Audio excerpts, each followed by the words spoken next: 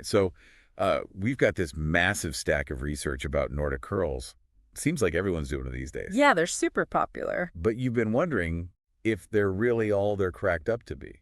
Especially for athletes. Especially for athletes in dynamic sports like yours. Right, like if you're a sprinter or you play basketball or something, you need that explosive power. And it turns out... There's a lot more to the story. Yeah, there's a lot more to the story than just, dropping to your knees and hoping for the best. Exactly. So we've got this article here by Clance Laylor. He's a master strength coach. He's worked with a ton of elite athletes, and he really dives deep into the whole Nordic curl phenomena. And he makes this really interesting argument that for some athletes, Nordic curls could actually be... working against performance. Working against performance. That's kind of counterintuitive. Yeah.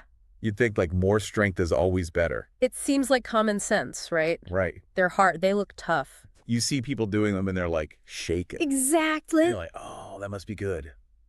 But Laylor challenges that assumption. Yeah, and he's saying that for athletes who rely on explosive movements. Like sprinting. Yeah. Cutting, changing direction. Building isolated hamstring strength. Like you do with Nordic curls. Might not translate to that kind of dynamic movement. That's fascinating. So it's not just about being strong. Right. It's about being strong the right way. In a way that's actually going to benefit you on the field or the court. Exactly. So how did this whole Nordic curl thing even get started? I mean, the article mentions they've been around for a while. Yeah, way longer than you'd think. Like centuries. Not quite centuries, but close. Okay. Variations of hamstring exercises have been around since the late 1800s. Wow, that's crazy. Yeah, it's interesting how they've kind of gone in and out of fashion. Yeah. Laylor talks about how this legendary weightlifter, Vasily Alexeyev... Oh, yeah, I've heard of him. He was a huge proponent of hamstring work back in the 70s. But then there was a lull. And then CrossFit came along. CrossFit brought them back. And everyone's doing them again. Exactly. It's like the exercise of the moment. But here's the thing. Yeah. Hamstring injuries are actually on the rise. Seriously? Yeah, despite all this focus on exercises like Nordic curls. Wow, that's a red flag. It's a big red flag, and Laylor points that out right away. Yeah, that makes you wonder if we're really training the right way. For the movements we actually need. For the demands of our sport. Right, because if injuries are going up, something's not right. So let's talk about the science a bit. Okay. What's the deal with this quad to hamstring ratio everyone keeps talking about? It's this idea that there is an optimal balance between the strength of your quads and your hamstrings. Right. Okay. And traditionally, it's been measured with these seated tests. But Laylor argues that those tests might be misleading. Especially for athletes in motion. Why is that? I mean, strong hamstrings are strong hamstrings. Well, not necessarily. You mean it's not just about how much you can lift on a machine? Right. Think about how your muscles work when you're actually sprinting. It's a totally different pattern. Than when you're just sitting there doing a leg curl. Exactly. And Laylor's point is that isolating muscle groups, like we do with so many traditional exercises, may not prepare you for the complex interplay of muscles you need when you're actually moving. Right. Like when you're running and jumping and cutting. He uses this great analogy. Yeah. He compares the body to a symphony. I love that. That's so true. It's like Nordic curls are just playing one note over and over again. Right. But real athletic movement is like a whole orchestra. Exactly. It's all these different muscles firing. At the right time. Working together. To create this beautiful movement. And that brings us to the role of tendons. Oh, yeah. Tendons, they're important. They're crucial for athletes. Especially for that explosive power we were talking about. They act like springs. They store and release energy. When you're running and jumping. And Laylor's suggesting that Nordic curls, with all that prolonged tension, might actually hinder that spring-like action. So you're telling me that focusing on hamstring strength could actually make them less efficient. That's crazy. It's all about the type of strength you're building. Okay. Laylor talks about this concept of internal resistance. What was that? It's basically the resistance within the muscle itself. Wow. And he suggests that Nordic curls, because of the way they perform, might be increasing that internal resistance. And that could make your muscles work harder than they need to during explosive movements. So it's like you're putting on the brakes a little bit. Yeah, it's kind of like that. Even though you're trying to build strength. Exactly. Wow, this is getting really interesting. It is. It really challenges how we think about strength training. So are there any real-world examples of this? Of athletes who might have fallen into this trap? Yeah. Laylor mentions some pretty high-profile athletes. Oh, really? Like who? He talks about Tyreek Hill. Oh, wow, the wide receiver. Yeah, he incorporated Nordic curls into his training Yeah. and later experienced hamstring issues. Oh, so that kind of supports his theory. It's just one example, of course. Right. There could be other factors involved. But it definitely makes you It raises some important questions. So if Nordic curls aren't the best for every athlete, What are the alternatives? yeah, what does Laylor suggest? He emphasizes training the body as a connected system. Oh, So instead of isolating muscles, you're using movements that mimic the actions of your sport. right, things like barbell jumps, Oh, okay. split squats, Those sound tough. they're great for building power. And loaded mobility work. Exactly, exercises that engage multiple muscle groups. And really challenge that coordination. That's the key. Okay, so we've kind of set the stage here. We've introduced the problem, The potential downsides of Nordic curls. especially for certain athletes. And we've hinted at some of the alternatives. So now let's really dive into those alternatives. Let's explore how we can train smarter Not just harder, to really optimize performance. and prevent those hamstring injuries. Sounds good to me.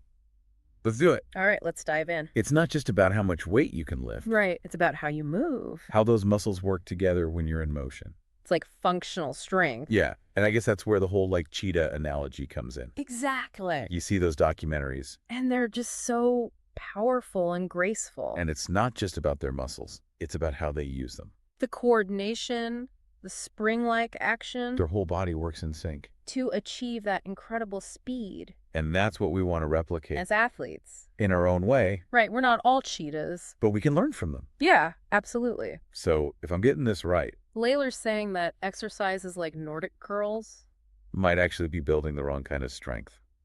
for dynamic sports. He's not saying they're bad.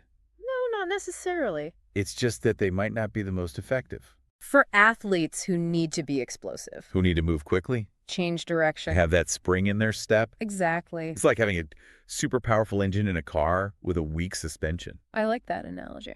You have all this power, but you can't control it. It's useless if you can't harness it. So you spin out or something. Yeah, basically. So that's where those alternative exercises come in, The ones that train the body as a connected system, like barbell jumps. they're fantastic for developing power. You're using multiple muscle groups, You're training your body to generate force quickly, which is what you need for sprinting, jumping. any kind of explosive movement And they really tap into that spring-like action. of the tendons. Absolutely, the tendons are key here. And what about split squats Those are great for single leg strength, and stability? which is crucial for any sport where you're running or cutting Because you're rarely ever perfectly balanced on both feet. when you're playing a sport. So you need to be strong on one leg. Exactly, and split squats really challenge that. Okay. And then there's loaded mobility work. This one's interesting. You're basically doing movements with a lightweight Focusing on control and form. throughout the whole range of motion. It's not about lifting heavy. It's about being strong and controlled. Through the entire movement,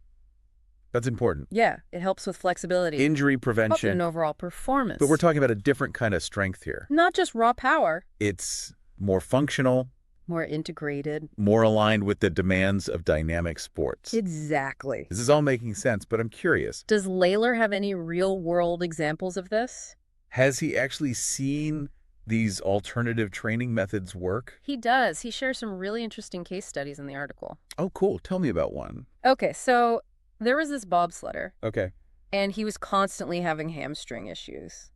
Sounds painful. He couldn't compete at his best. What was he doing for training? He was doing tons of Nordic curls. Yeah, and other isolated hamstring work. But it wasn't helping. Nope, it was actually making things worse. So Laylor came in. And completely changed his approach. What did he do? He got rid of the isolated exercises Okay. and focused on building strength and coordination. Through movements that were more functional. Yeah, things like barbell jumps and split squats. So instead of trying to isolate the hamstrings, He was training the whole system. and guess what? The bobsledders' hamstring issues improved. No way. Seriously. Seriously. That's amazing. It's a great example of how a shift in training philosophy. You make a huge difference. Sometimes less is more. Focus on quality over quantity. Train smarter, not harder.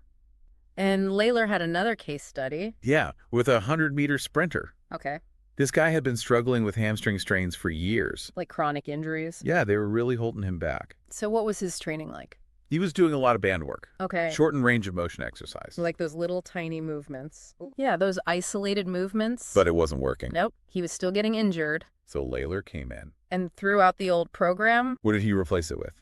he focused on loaded mobility work Okay. and barbell step-ups. So again, More functional movements. challenging the whole body. Exactly. And what were the results? The sprinter was able to return to competition At a high level. without the hamstring injuries. That's incredible. It shows that training the right way Can really make a difference. in terms of performance and injury prevention. So these case studies are pretty compelling. They highlight the importance of training smarter. Not just harder. And it all comes back to specificity. Right. You need to train your body in a way. That directly translates to your sport. If you're a sprinter. You need to train for explosiveness and elasticity. Not just static strength. That's the key. It's like the difference between training for a powerlifting competition. Versus training for a track meet. The goals are totally different. The movements are different. So the training needs to reflect that. Exactly. It's all about matching your training. To your specific needs and goals. That's what Laylor's article is all about. It's not about saying Nordic curls are bad. It's about encouraging athletes to think critically. About their training. To question whether what they're doing is actually serving them. and to be open to trying new things. If what they're doing isn't working. Yeah, it's like taking a step back and saying, okay, am I really doing the right thing? Thanks for my goals. For my sport, for my body. It's easy to get caught up in what everyone else is doing. Right. It's like, oh, I see everyone at the gym doing Nordic curls. I gotta do them too. But maybe there's something better for you. Maybe there's a different exercise. That's going to give you more bang for your buck. Exactly. It's about finding what works for you. Not just following the trends. And Laylor talks about this idea of remapping. Remapping. What's that? It's basically retraining your neuromuscular connections. Okay. Sounds complicated. It's not as complex as it sounds. So it's like teaching your body to move more efficiently. Yeah, basically, like you can have all the strength in the world. But if your movement patterns are off, you're not going to be able to use that strength effectively. It's like having a Ferrari with a bad driver. Exactly. You need both the power and the skill to harness it. So it's not just about building bigger muscles. It's about making sure those muscles are firing in the right sequence. At the right time. With the right intensity. So it's like optimizing the connection between your brain and your muscles. Exactly. And Laylor says that this type of training can be really helpful for athletes who are dealing with injuries. Or who have hit a plateau. Like they're not seeing progress anymore. It can help you break through those barriers. That's pretty cool. So it's not just about what exercises you do. It's also about how you do them. And how you train your body to move as a whole. It's a holistic approach. I like that. It's about treating the body as a system. Not just a collection of individual muscles. What? So the takeaway here is that there's no one-size-fits-all approach. Especially for athletes. What works for one person might not work for another. You really need to understand your own body. Your strengths and weaknesses. And then tailor your training accordingly. And don't be afraid to experiment. Yeah. Try new things. See what feels good. What gives you results. And if something's not working, don't be afraid to change it up. It's all about finding what works for you. So as we wrap up this deep dive into the world of Nordic curls and hamstring training. What's the one piece of advice you'd give to our listeners? Especially if they're athletes. I'd say be mindful, be curious, and be your own advocate. What do you mean by that? Pay attention to how your body feels. When you're training. If something hurts, don't push through it. Yeah, listen to your body. And don't be afraid to ask questions. If you're not sure about something, do your research, talk to experts. And remember that building a strong and resilient body is a journey, not a destination. So keep exploring, keep learning, and keep pushing yourself. But in a smart and sustainable way. Great advice. I think that's a perfect place to end it.